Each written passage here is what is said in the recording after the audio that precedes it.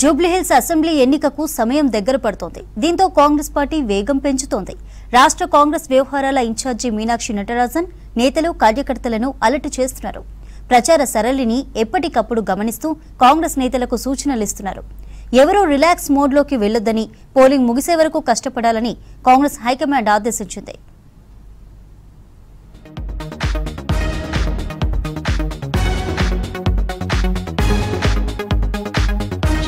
బైపోల్లో గెలుపు లక్ష్యంగా కాంగ్రెస్ పార్టీ పావులు కదుపుతోంది.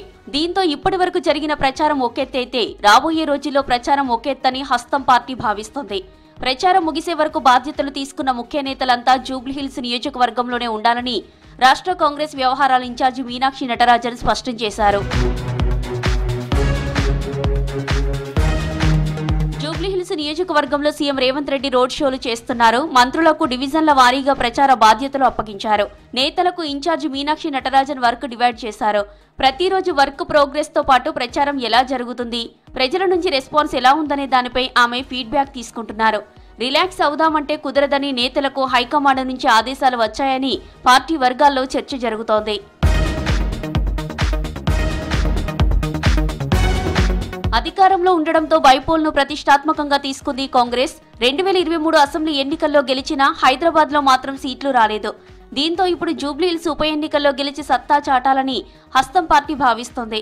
ఉప ఎన్నికల్లో గెలిస్తే గ్రేటర్ హైదరాబాద్ లో పార్టీ బలోపేతం అవడంతో పాటు జీహెచ్ఎంసీ ఎన్నికల్లోనూ విజయం గ్యారంటీ అని నమ్ముతున్నారు కాంగ్రెస్ లీడర్లు.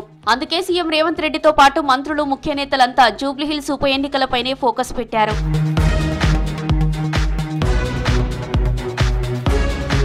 ఉప ఎన్నికల పోలింగ్ కు సమయం దగ్గర పడుతుంది. వచ్చే 6 రోజులు కీలకమని కాంగ్రెస్ భావిస్తోంది.